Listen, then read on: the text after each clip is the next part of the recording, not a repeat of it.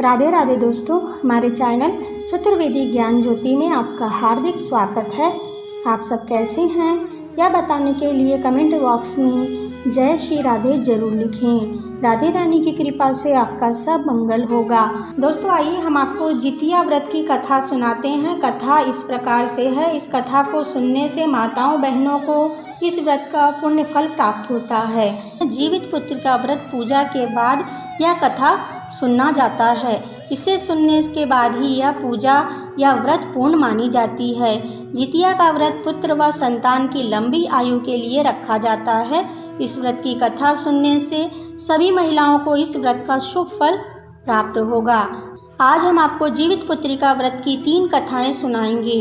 पहली कथा जिमुत वाहन की है, दूसरी कथा चील व सियारनी की है, तीसरी कथा है महाभारत काल की। आइए हम आपको जिमुत वाहन की कथा सुनाते हैं। गंधर्वों के राजकुमार का नाम जिमुत वाहन था। वे उदार और परोपकारी थे। राजकुमार के पिता ने वृद्धावस्था में आश्रम में जाते समय जिमुत वाहन को राज सिंहासन पर बैठाया, पर राजकुमार का मन राजपाट में नहीं लगता था।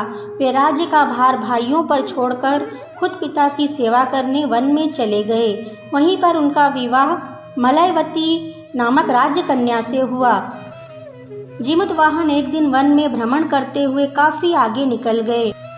वहां एक वृद्धा विलाप करते हुए दिखाई दी। पूछने पर वृद्धा ने रोते हुए बताया, मैं नागवंश की स्त्री हूँ और मुझे एक ही पुत्र है। नागों ने पक्षीराज गरुड़ को वचन दिया है कि प्रत्येक दिन वे एक नाग को उनके आहार के रूप में देंगे। मेरे एक ही पुत्र है जिसका नाम शंखचूड़ है। आज उसे पक्षीराज गरुड़ के पास जाना है। इस पर जिमुत वाहन ने कहा कि तुम्हारे बेटे को कुछ नहीं होगा, मैं स्वयं पक्षीराज गरुड़ का आहार बनूंगा। तुम्हारे पुत्र की रक्षा मैं करूंगा। आज मैं स्वयं उसके लाल कपड़े पहनकर वध्यशिला पर लेटूंगा। वे बलि देने के लिए चुनी गई वध्यशिला पर लेट गए। नियत समय पर गरुड़ आए और वे लाल कपड़े में ढके जिमुत वाहन को पंजे में दमोच कर पहाड़ के शिखर पर जाकर लेकर बैठ गए। चुंगल में गिरफ्तार प्राणी के मुंह से आह निकलता ना देखकर गरुड़ जी आश्चर्य में पड़ गए। उन्होंने जिमुत वाहन से उनका परिचय पूछा। जिमुत वाहन ने सारा किस्सा कह सुनाया। गरुड़ जी उसकी बहादुरी और दूसरों की प्राण रक्षा करने से बहुत प्रभावित हुए। प्रसन्न होकर गरुड़ जी ने जिमुत वाहन को जीवन दान दे दिया तथा नागों की बलि न लेने का वरदान भी दिया। इस प्रकार से जिमुत वाहन ने नागों की रक्षा की। इस घटना के बाद से ही पुत्रों की दीर्घ आयु और आरोग्य जीवन के लिए जिमुत वाहन की पूजा शुरू हुई। दूसरी कथा है चील और सियारनी की। नर्मदा नदी के पास एक नगर था, कंचनबटी। उस नगर के राजा का नाम मलयकेतु था।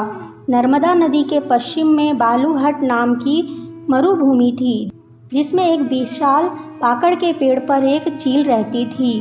उसके पास ही नीचे सियारनी भी रहती थी। दोनों पक्की सहेली थी। दोनों ने कुछ महिलाओं को देखकर जितिया व्रत करने का संकल्प लिया और दोनों ने भगवान श्री जिमुत वाहन की पूजा और व्रत करने का प्रण ले लिया। लेकिन जिस दिन दोनों को व्रत रखना था उसी दिन शहर के एक बड़े व्यापारी की मृत्यु हो गई और उसका दाह संस्कार उसी मरुस्थल पर किया गया।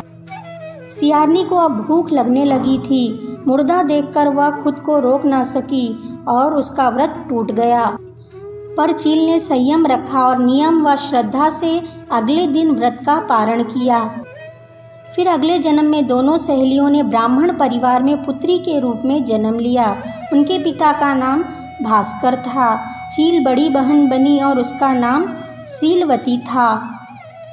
शीलवती की शादी बुद्धसेन के साथ हुई। सियारनी छोटी बहन के रूप में जन्मी और उसका नाम कपूरावती रखा गया। उसकी शादी उस नगर के राजा मलयकेतु से हुआ। अब कपूरावती कंचनबटी नगर की रानी बन गई। भगवान जिमुत वाहन के आशीर्वाद से शीलवती के 7 बेटे हुए, पर कपूरवती के सभी बच्चे जन्म लेते ही मर जाते थे। कुछ समय बाद शीलवती ने 7 पुत्र बड़े हो गए। वे सभी राजा के दरबार में काम करने लगे। कपूरावती के मन में उन्हें देखकर ईर्ष्या की भावना आ गई। उसने राजा से कहकर सभी बेटों के सर कटवा दिए। उन्हें 7 नए बर्तन मंगवाकर उनमें रख दिया और लाल कपड़े से ढककर शीलवती के पास भिजवा दिया। यह देखकर भगवान जीमूतवाहन ने मिट्टी के 7 भाइयों के सर बनाए और सभी के सिरों को उनके धड़ से जोड़कर उन पर अमृत छिड़क दिया। इससे उनमें जान आ गई। 7 युवक जिंदा हो गए और घर लौट आए। जो कटे सर रानी ने भिजवाए थे वे फल बन गए। दूसरी ओर रानी कपूरावती बुद्धसेन के घर से सूचना पाने को व्याकुल थी। जब काफ़ी देर तक सूचना नहीं आई तो कपूरावती स्वयं बहन के घर गई। वहाँ सबको जिंदा देखकर वह सन्न रह गई। जब उसे होश आया तो बहन को उसने सारी बात बताई। अब उसे अपनी गलती का पछतावा हो रहा था। भगवान जीमूतवाहन की कृपा से शीलवती को पूर्व जन्म की बातें याद आ गई। कपूरावती को लेकर उसी पाकड़ के पेड़ के पास गई और उसे सारी बात बताई। कपूरावती बेहोश हो गई और मर गई। जब राजा को इसकी खबर मिली तो उन्होंने उसी जगह पर जाकर पाकड़ के पेड़ के नीचे कपूरावती का दाह संस्कार कर दिया। दोस्तों, तीसरी कथा हम आपको सुनाते हैं। यह कथा महाभारत काल की है। इस व्रत की कथा महाभारत काल से जुड़ी है। कहा जाता है कि महाभारत के युद्ध के बाद अश्वत्थामा अपने पिता की मृत्यु की वजह से क्रोध में था। वह अपने पिता की मृत्यु का पांडवों से बदला लेना चाहता था। एक दिन उसने पांडवों के शिविर में घुसकर सोते हुए पांडवों के बच्चों को मार डाला। उसे लगा कि ये पांडव हैं, लेकिन वे द्रौपदी के 5 बेटे थे।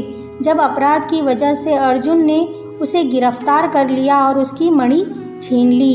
इससे आहत अश्वत्थामा ने उत्तरा के गर्भ में पल रही संतान को मारने के लिए ब्रह्मशस्त्र का उपयोग किया, लेकिन उत्तरा की संतान का जन्म लेना जरूरी था, जिस वजह से श्री कृष्ण ने अपने सभी पुण्य फल उत्तरा के गर्भ में मरी संतान को दे दिया और वह जीवित हो गया। गर्भ में मरकर जीवित होने की वजह से उसका नाम जीवित पुत्रिका पड़ा। यही आगे चलकर राजा परीक्षित बने। तब से यह व्रत रखा जाने लगा। आपको हमारा वीडियो कैसा लगा हमें कमेंट में लिखकर बताइए। वीडियो अच्छा लगा हो तो इसे लाइक और शेयर कीजिए। हमसे जुड़े रहने के लिए हमारे चैनल को सब्सक्राइब करके रखिए। वीडियो देखने के लिए आप सभी का धन्यवाद।